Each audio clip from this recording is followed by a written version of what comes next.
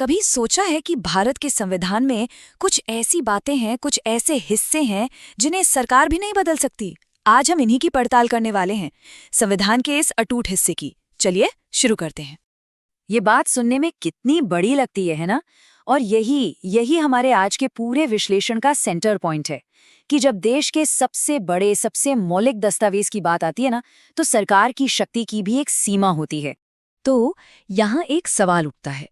एक तरफ सरकार है जिसके पास कानून बनाने की शक्ति है, और दूसरी तरफ है संविधान की अपनी एक पवित्रता। इन दोनों में ज्यादा शक्तिशाली कौन है? और यही वो सवाल है जिसका जवाब हम आज खोजने वाले हैं। सोचिए, अगर संसद को हमने ही कानून बनाने के लिए चुना है, तो फिर ऐसा कैसे हो सकता है कि कोई कानून उसकी बदलने की शक्ति से ही बाहर हो जाए? ये थोड़ा अजीब लगता है ना? इस सवाल का जवाब एक बहुत ही बुनियादी सिद्धांत में छिपा हुआ है। इसे कहते हैं संवैधानिक सर्वोच्चता या कॉन्स्टिट्यूशनल सुप्रीमेसी। चलिए देखते हैं कि इसका असल में मतलब क्या है। देखिए, ये समझना बहुत बहुत जरूरी है। भारत में सबसे बड़ा कानून हमारा संविधान है, संसद नहीं। मतलब कानूनी हायरार्की में संविधान सबसे ऊपर है, टॉप पर। यहाँ दो चीजों को समझना है। एक तरफ है संसद की शक्ति, मतलब देश के लिए कानून बनाने और उनमें बदलाव करने का अधिकार, और दूसरी तरफ है संवैधानिक सर्वोच्चता, जो ये कहती है कि भाई आप कोई भी कानून बनाओ, उसे संविधान के मूल नियमों के दायरे में ही रहना होगा। तो अब हम आते हैं इस पूरी पहेली के जवाब पर। इसे एक खास नाम से जाना जाता है, बेसिक स्ट्रक्चर डॉक्ट्रिन, यानी मूल ढांचे का सिद्धांत।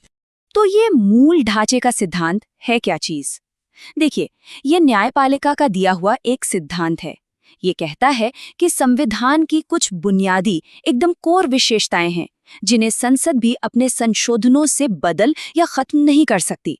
ये एक तरह से संविधान की आत्मा का रक्षा कवच है।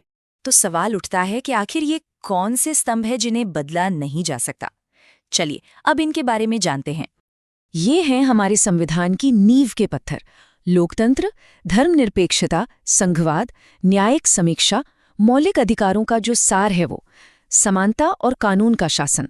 आप कह सकते हैं कि यही संविधान का वो अटूट हिस्सा है, उसका दिल है। ठीक है, ये मूल ढांचा तो है, लेकिन इसकी रक्षा कौन करता है और कैसे करता है? इस सेक्शन में हम उस पूरे सिस्टम को समझेंगे जो संविधान के इस कोर को बचाता है। इसका जवाब बहुत सीधा है, हमारी न्यायपालिका। भारत का सुप्रीम कोर्ट और हाई कोर्ट्स ये ही संविधान के गार्डियन यानी संरक्षक के तौर पर काम करते हैं। अच्छा, तो ये काम होता कैसे है? ये होता है न्यायिक समीक्षा या जुडिशियल रिव्यू की प्रक्रिया से। मान लीजिए पहले संसद ने एक नया कानून पास किया, फिर किसी ने उस कानून को अदालत में चुनौती दी कि ये संविधान के खिलाफ है। तब अदालत ये जांच करती है कि क्या ये कानून मूल ढांचे को कोई चोट तो नहीं पहुंचा रहा, और आखिर में अदालत अपना फैसला सुनाती है। या तो कानून सही है या फिर उसे असंवैधानिक बताकर रद्द कर दिया जाता है। और सबसे जरूरी बात यह है कि अगर अदालत को लगता है कि कोई कानून मूल ढांचे को जरा सा भी नुकसान पहुंचा रहा है, तो वो उसे पूरी तरह से कंप्लीटली रद्द कर सकती है।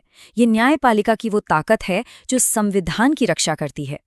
चलिए अब इस बड़े से कानूनी सिद्धांत को हम सबकी यानी आम नागरिकों की जिंदगी से जोड़कर देखते हैं। इसका हमारे लिए क्या मतलब है? ये सिर्फ किताबों में लिखी कोई थ्योरी नहीं है, ये असल में हर एक नागरिक के लिए एक ढाल है, एक सुरक्षा कवच जो हमारी आज़ादी की रक्षा करता है। ये काम कैसे करता है, इसे समझते हैं। लोकतंत्र का स्तंभ हर नागरिक के वोट की शक्ति को बचाता है। मौलिक अधिकार हमारी बोलने की आज़ादी और निजी स्वतंत्रता को सुरक्षित रखते हैं। समानता का सिद्धांत ये पक्का करता है कि कानून की नज़र में सब बराबर हों, और इन सब की रक्षा के लिए एक आज़ाद न्यायपालिका की शक्ति हमेशा बनी रहती है।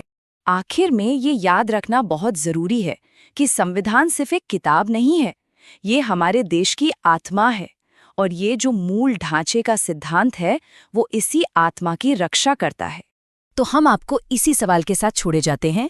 अगर देश की आत्मा सुरक्षित है, तो ये हर नागरिक को क्या नया बनाने की, क्या हासिल करने की ताकत देती है, इस पर सोचिएगा ज़रूर।